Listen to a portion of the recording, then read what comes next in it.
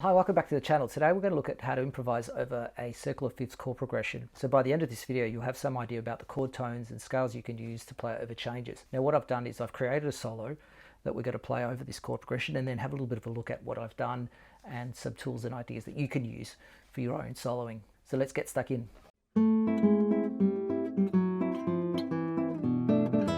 So if you'd like more information, lesson notes, a transcription of the solo and the chord chart, head over to latinguitarmastery.com, and LGM members will also get play along tracks and a backing track to practice along with. So let's have a quick look at this chord progression and I'll show you the chords and then we'll look at the solo.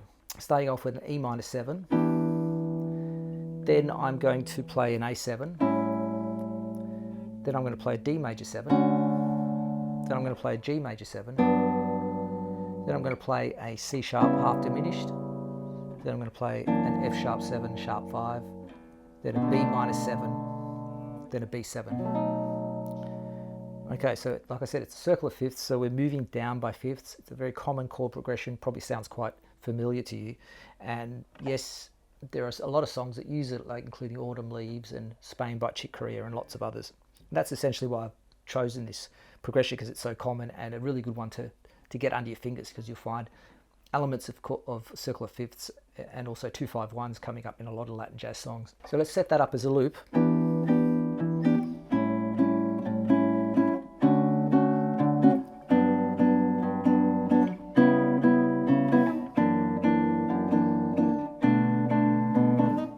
then it just repeats. The key of this chord progression is essentially D major. So that means that the chords in this chord progression are all mostly based on the D major scale. Now you can just use the D major scale. If you're kind of fluent at D major, then you can essentially get away with that as a starting point. And I wanted to show you that to start with so that we can kind of compare just using, say, a D major scale without sort of thinking about chord tones or modes, and then compare that with when you do start adding those other tools and how it makes it sort of more colourful and interesting. So to start with, I'll just play a little bit of D major over it, and you could hear the way in which it works and the way in which it doesn't.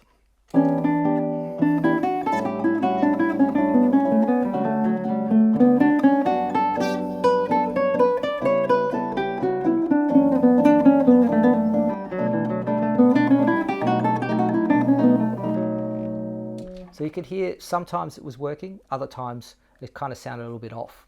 And that's because not always are the chords really fitting into that harmony. And so this is where the chord tones and the scale knowledge really helps. And also the seventh chords, especially like the B7 at the end, the B7 is not part of D major. So it's really important to know that and what to do with that chord, which is what we're going to do now. So now I'm going to play my solo and just to have a listen to how different it is from just playing D major. 3, 4.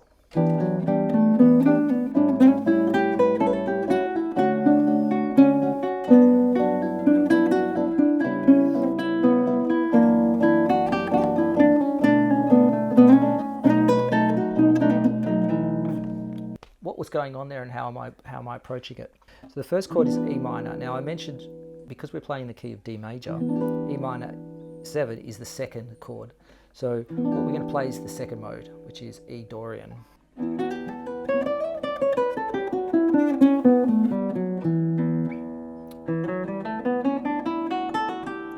Okay, so that's the E minor mode, the Dorian mode. So that's what I start with.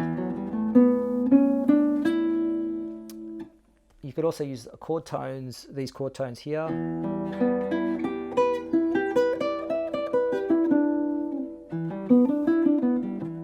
So those are the chord tones that I'm sort of mindful of, and which you could also use. So we start the solo off with an E minor Dorian mode. Then we go into a so with the second chord, which is an A7, I'm using a Mixolydian mode. To start with, I'm using chord tones, and then a little bit of scale tones. And this is essentially the Mixolydian scale. So the fifth mode, A Mixolydian.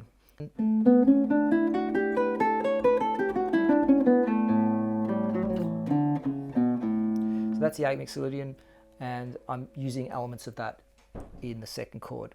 The next chord is our D major 7. In my solo, it's just chord tones. Okay, you also have at your disposal the D Ionian scale, the D major scale, which is the D major scale, or you've got some chord tones.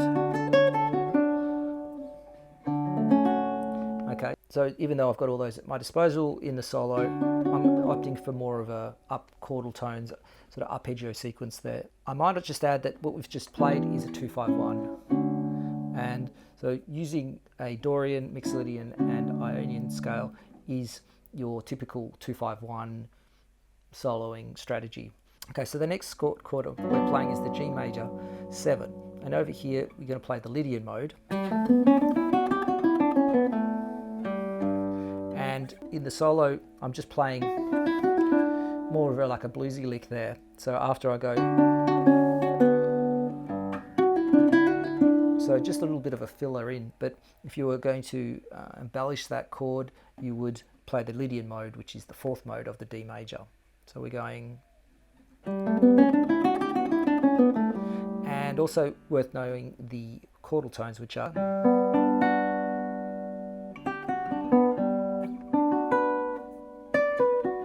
so I'd find all those chord tones because they're going to be coming handy for when you're playing a G major 7 chord, and in this case it's a G Lydian.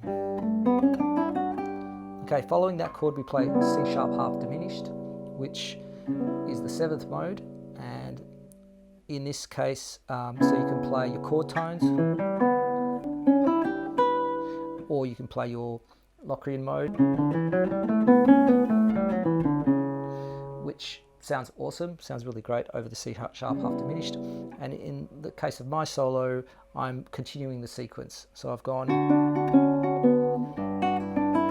and then I'm going to do basically chord tones, just following on kind of a sequential sort of feel. Okay, so that's for the C sharp half diminished. Then we have a F sharp 7. Now there is a sharp 5 there, which is fine. I would play the 4th mode, sorry, the 3rd mode, which is the Phrygian scale. So the Phrygian scale, which is the 3rd mode, it works over F sharp minus 7 or F sharp 7. And in this case, it's going to sound a little bit more Latin, a little bit more Spanishy. And because of the dominant 7th, I'm also going to add an A sharp, which is going to sound more like a Phrygian dominant, which is a little bit more Spanish even. So that's the mode I'll be using there, plus the chord tones.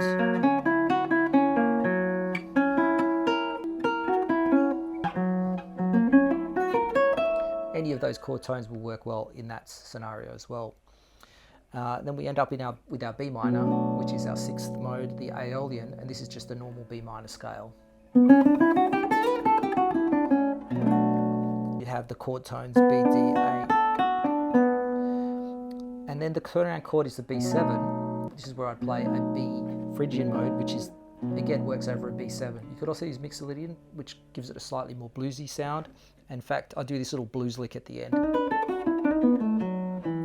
which is a lick that I often put in as a sort of a turnaround. And the B7 is a turnaround chord because it takes you back to the E minor. As I was saying, B7 is not part of D major, so we're using the 7th just to give it some pushbacks and pull back to the E minor, which is again a really common thing to do in jazz, turning the minor 7 into a dominant 7th, especially when it's a 3 chord, or in this case a 6 chord. So let's finish off by playing the solo again, and I hope you can hear some of those tonalities and chord tones and modes coming through, and I hope that you can add this to your solo as well. Let's go, 1, 2, 3, 4.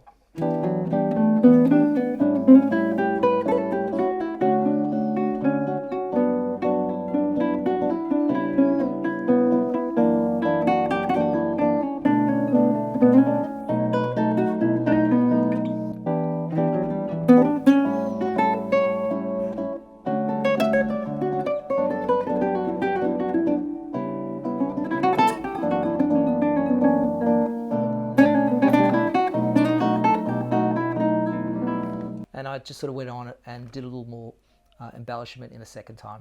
If you liked the video, give it a like and consider subscribing for more Latin guitar, Latin jazz and Spanish guitar content. See you next time.